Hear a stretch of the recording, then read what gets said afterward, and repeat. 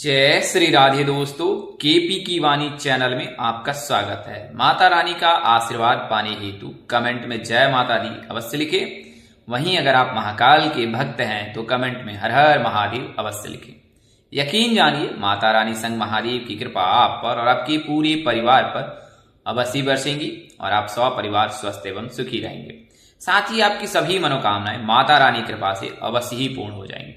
दोस्तों, आज की वीडियो में आपको मिथुन राशि के जातकों के अप्रैल महीने में कब और किससे विवाह के योग हैं, किस नाम से हो सकती है, किस दिशा में हो सकती है, जीवन साथी कैसा हो सकता है, जीवन साथी का घर द्वार कैसा हो सकता है, शादी की दिशा कौन सी होगी।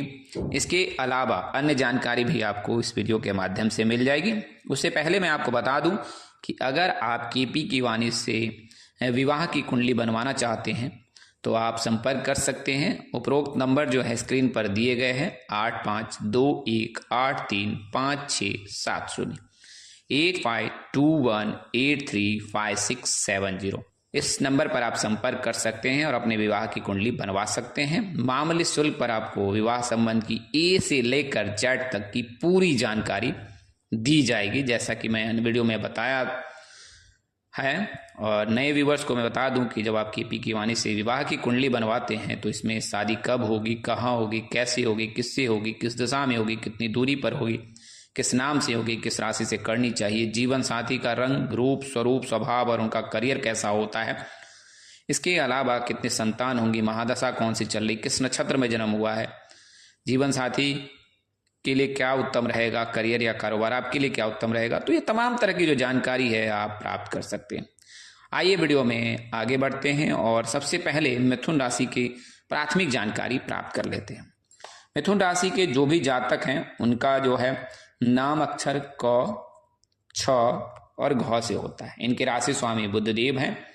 आराध्य जो है भगवान गणेश हैं। अनुकूल दिशा इनके लिए पश्चिम है। राशि अनुकूल रत्न इनके लिए पन्ना, हीरा और नीलम है।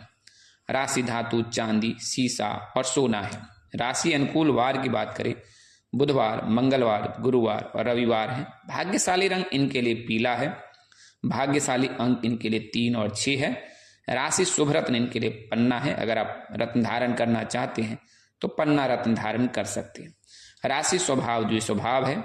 राशि तत्व वायु है। इन्हें नियंत्रित करना बेहद कठिन होता है। यदि कोई इन्हें नियंत्रित करने की कोशिश करता है तो उनसे इनके रिश्ते में जो है दरार आने की संभावना बढ़ जाती है। राशि प्रकृति सम है। तो यह तो जानकारी मैंने आपको प्राथमिक दी है मिथुन राशि के जातकों के। आपको जो है भगवान गणेश जी की पूजा उपासना करनी है, इससे आपकी कुंडली में बुद्धि भी मजबूत होगा। आइए मैं आपको मिथुन राशि के जातकों के स्वभाव के बारे में बता देता हूं।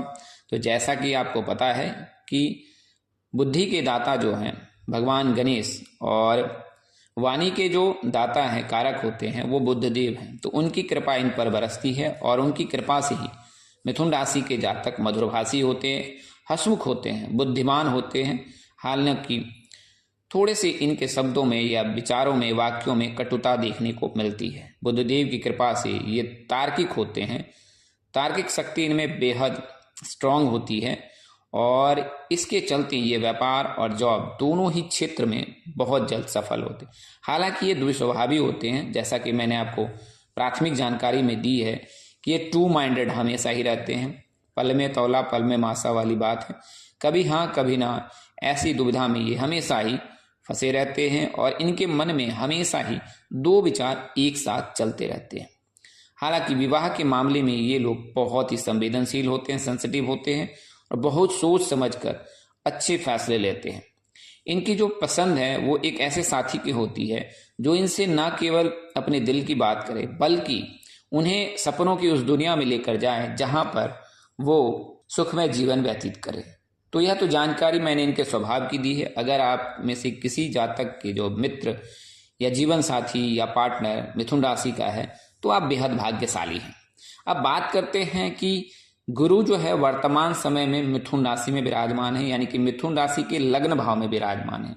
और जब गुरु लग्न भाव में विराजमान रहते हैं, सप्तम भाव में दृष्टि बनाते हैं, एकादश भाव में दृष्टि बनाते हैं, पंचम भाव में दृष्टि बनाते हैं, इसके अलावा भाग्य भाव में दृष्टि बनाते हैं, एकादश भाव में दृष्टि बनाते हैं या उपस्थित होते हैं, तो जातक के विवाह के योग बनते हैं।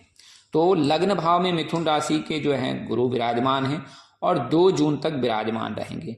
क्योंकि वर्तमान समय में खरमास चल रहा है, खरमास समाप्त होने के पश्चात जो है विवाह मुहूर्त का शंखनाद होगा। विवाह समेत सभी प्रकार के मांगलिक कार्य किए जाएंगे और खरमास जो है 14 अप्रैल तक है और 15 अप्रैल को सूर्य जो है वो मेष राशि में गोचर कर जाएंगे। उससे दिन से जो है विवाह मुहूर्त का शंखनाद होगा। तो 15 अप्रैल से लेकर 30 अप्रैल तक जो है मिथुन राशि के जातकों के लिए बेहद शुभ रहने वाला है। आइए पहले मैं आपको विवाह तिथि बता देता हूं कि अप्रैल के महीने में कब कब विवाह तिथियां हैं। तो 15 अप्रैल को विवाह तिथि है, फिर 20 अप्रैल को है, 21 अप्रैल को है, 25 अप्रैल को है, 26 अप्रैल को है, 27 अप्रैल को है, 28 अप्रैल को है और फिर 29 अप्रैल को। हालांकि यह जानकारी मैंने आपको उत्तर भारत के पंचांग से दी है। आप अपने स्थानीय रीति रिवाजों, स्थानीय पंचांग का सहारा ले सकते हैं कि कब विवाह मुहूर्त आपने तय करना है। आइए मैं आपको बता दूं कि गुरु जो है मिथुन राशि के लग्न भाव में है, तो किस प्रकार से आपके विवाह के योग बनेंगे। तो खरमास समाप्त होने के बाद अप्रैल के दूसरे सप्ताह से लेकर अंतिम सप्ताह तक जो है मिथुन राशि के जातक के लिए शुभ समय है। इस समय में आपके लिए रिश्ता आ सकता है जिसकी आपने कल्पना भी नहीं की। उन घरों से उस तरह के रिश्ते आपके लिए आ सकते हैं और आप रिश्ते को नया आयाम दे सकते हैं। मिथुन राशि के ऐसे जातक जिनका विवाह तय हो चुका है वे 15 अप्रैल से लेकर 30 अप्रैल के मध्य परिणय सूत्र में बंध सकते हैं।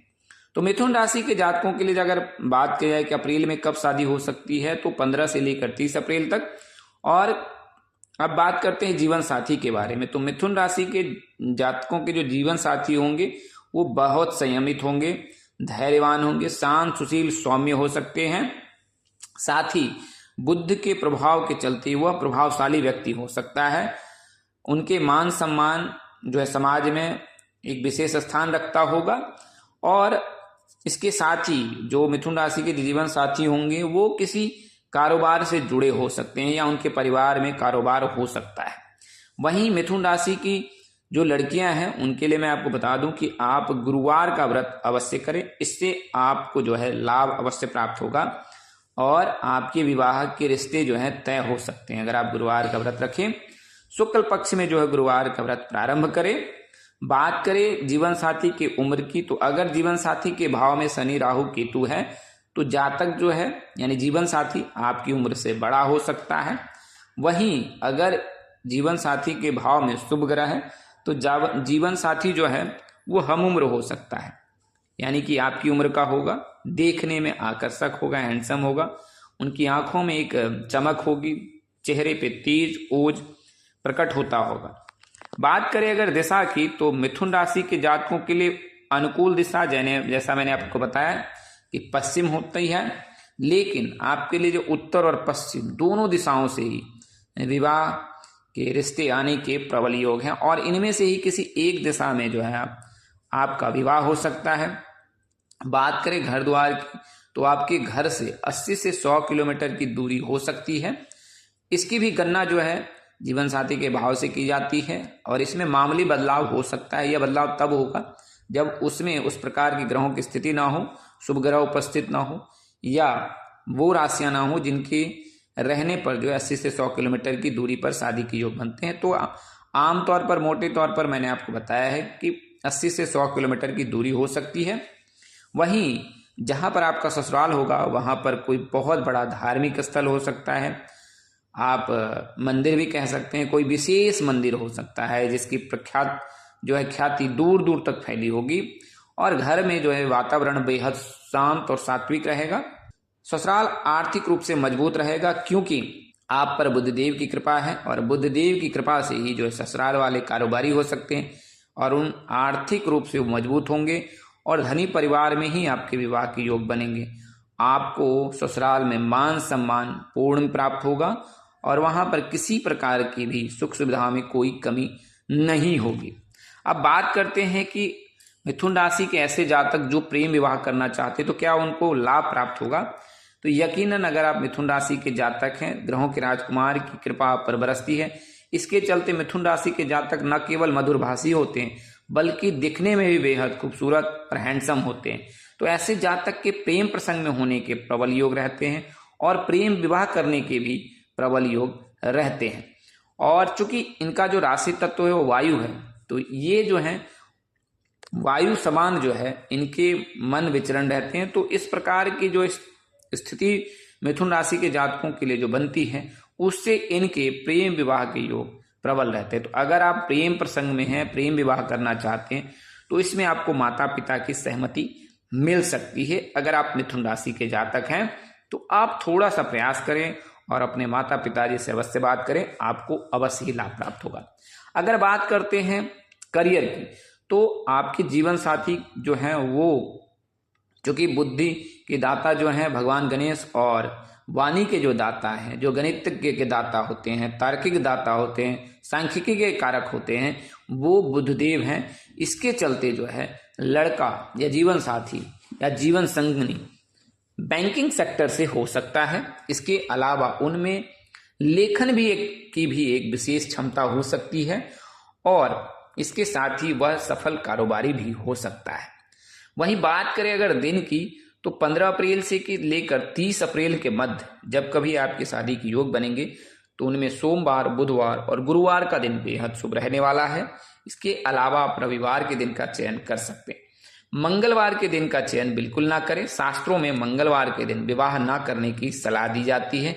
इसके अलावा आप नक्षत्र की भी जो है विचार गणना करा लें, क्योंकि नक्षत्र में भी यह देखा जाता है कि किस नक्षत्र में विवाह करना श्रेष्ठकर होता है। वैसे मैं आपको बता दूं, रोहिणी, मृगशिरा, मघा, उत्तर फागनी, हस्त, स्वाति, अनुराधा, मूल, उत्तराषाढ़ा, उत्तर भाद्रपद, रेवती आदि नक्षत्र शुभ होते हैं। इन नक्षत्रों में विवाह करना श्रेष्ठकर होता है। तो आप विश्लेषण कराकर स्थानीय किसी पंडित से तिथि निकलवाकर, नक्षत्र का ज्ञान लेकर, नक्षत्र का विचार कराकर जो है आप तिथि तय कर सकते हैं। वहीं बात करें, जैसा मैंने आपको बताया है कि अगर आपके विवाह में बाधा आ रही है, बात बनते बनते बिगड़ जा रही है, तो आपको जो है, अगर आप मिथुन राशि की लड़कियां हैं तो आपने भगवान विष्णु की पूजा करना है, भगवान गणेश की पूजा करना है और इससे आपको अवश्य ही लाभ प्राप्त होगा। इसके अलावा ओम सृष्टिकर्ता मम विवाह करो कुरु स्वाहा, इस मंत्र का आप जाप करें। वहीं बुधवार के दिन भगवान गणेश जी को दुर्वा अवश्य अर्पित करें। बुधवार के दिन हरे रंग के वस्त्र धारण करें, गुरुवार के दिन पीले रंग के वस्त्र धारण करें। बुधवार के दिन अगर आपके पास समय पर्याप्त मिलता है, सुविधा होती है, तो आप गौ माता को हरी घास अवश्य खिलाएं। इससे भी आपको अवश्य ही लाभ प्राप्त होगा। तो यह तो जानकारी मैंने आपको मिथुन राशि के बारे में दी है। अब बताते हैं कि मिथुन राशि के जातकों के लिए, जैसा मैंने आपको बताया, अगर आपके शुभ काम में बाधा आती है, कारोबार में बाधा आती है, करियर में बाधा आती है, तो आपको अपने कार्यस्थल पर भगवान गणेश की प्रतिमा रखनी है।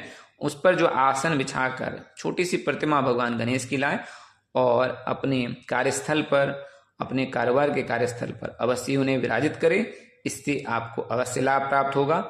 बुधवार के दिन आप हरे रंग के वस्त्र धारण करें। अगर हरे रंग के वस्त्र धारण नहीं करना चाहते हैं तो आप हरे रंग का रुमाल भी अपने साथ रख सकते हैं और इस दिन जो है भगवान गणेश की पूजा अवश्य करें और भगवान गणेश को जो है दुर्वा और मोदक अर्पित करें। इससे आपको अवश्य ही लाभ प्राप्त होगा। अब मैं बात करता हूं कि मिथुन राशि के जातकों की जो है शादी किस नाम से होती है। तो मिथुन राशि के जातक के पी नाम के जातक, एस नाम के जातक, जी नाम के जातक, बी नाम के जातक और वी नाम के जातक के साथ विवाह के प्रबल योग रहते हैं। अगर आप मिथुन राशि के लड़के हैं तो आपकी जो शादी है प्राची, प्रकृति, प्रेरणा, सुधा, शिखा, वंदना, वीणा आदि नाम से हो सकती है। वहीं अगर आप मिथुन राशि के लड़के हैं तो आपकी जो शादी मैंने आपको बताया है कि इन नामों से हो सकती है। वहीं अगर आप के नाम की जो है लड़कियां हैं तो आपकी जो शादी है प्रकाश, प्रदीप, पुनीत, शेखर, सुमन, सोनू आदि नाम से हो सकती है। इन नामों में बदलाव भी हो सकता है, क्योंकि इस लेटर में से जो है आप में से किसी एक जातक के साथ आप परिणय सूत्र में बंध सकते हैं।